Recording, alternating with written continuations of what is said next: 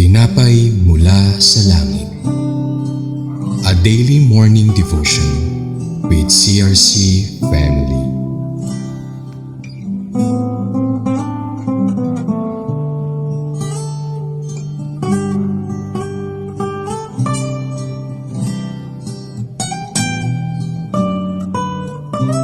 Isang mapagpalang umaga po sa ating lahat. Ako nga pala si Jeluisa Kate Chuzon Ligutan from CRC Cabuyao. Samahan niyo po kami sa ating programang Tinapay mula sa Langit, ang pang-araw-araw nating debosyon sa salita ng Diyos. Ngayong umaga ay matutunghayan natin ang Leviticus chapter 20 verse 15 to 16, the penalty for bestiality. Ngunit bago po tayo magpatuloy, tayo'y tumako sa maikling panalangin. Panginoon na makapangyarihan sa lahat, maraming salamat po sa panibagong araw na ibinigay niyo sa amin upang makinig ng inyong mabuting salita. Naway, ang aming mapapakinggan sa araw na ito ay maisabuhay at maisapuso namin para sa pang-araw-araw na gawain. At sana'y maraming mga puso ang mahipo upang mas lalong mapalapit sa iyo, Panginoon. Ikaw lamang po ang aming pupurihin at sasambahin. Wala nang iba. In Jesus' name we pray, Amen. Ngayon naman po ay basahin na natin ang ating aralin mula sa aklat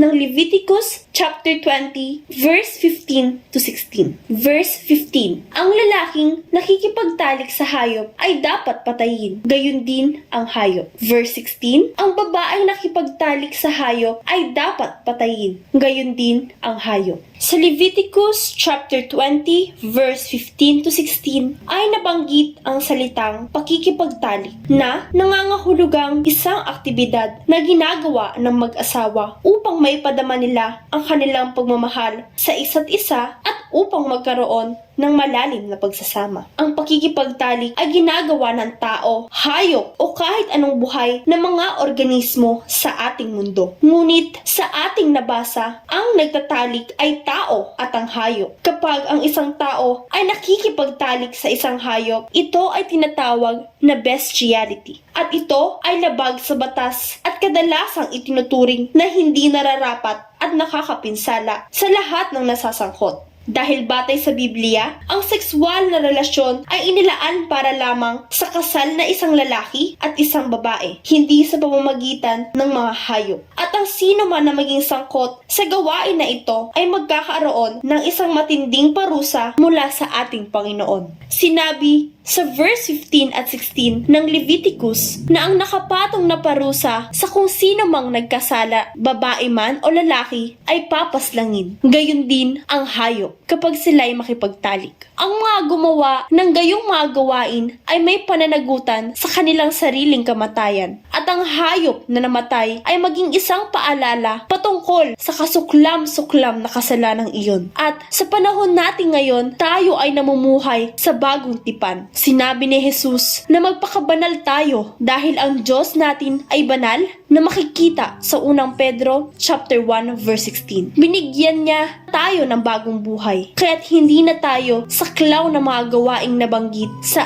ating pag-aaral. Makikita naman sa Colossus chapter 3 verse 10, isinuot ninyo ang bagong pagkatao na patuloy na nabago at naging kalarawan ng Diyos na lumikha sa inyo upang mas lalo ninyo siyang makilala. Mamuhay tayo na naayon sa kautusan ng Diyos at hindi sa kalaman. Samahan niyo po ako muli para sa ating panalangin. Aming Diyos na makapangyarihan, maraming salamat po sa mga salita't aral na inyong pinakain sa amin ngayong umaga na ito. At kami iyong pinaalahanan na dapat hindi kami sumunod sa kaaway, sapagkat Kau, Diyos, ay napakamabuti at may dalisay na puso. Kaya't dapat kaming iyong mga nilikha ay sumunod sa iyo. Wala kang kapantay, Panginoon, dahil ikaw lamang ang may kapangyarihang humipo sa mga puso ng bawat isa, na hindi pa huli ang lahat upang tayo'y umiwas sa kaaway. Let's all open our hearts and minds to seek our Lord Jesus Christ's guidance as we walk with faith in Him. In Jesus' precious and holy name, Amen. Maraming salamat po sa inyong pakikibahagi sa ating programa. Lagi po nating pagnilayan ang salita ng Diyos mula sa ating puso dahil lubos ang magiging kaunawaan natin dito. Muli po ninyo kaming samahan bukas sa pagninilay na kanyang mga salita dito sa programang Tinapay Mula sa Langit. Malaya ninyo pong i-share ang video na ito upang kayo rin ay maging pagpapaalala sa iba. Pagpalain po tayong lahat ng ating Panginoon. Magandang umaga.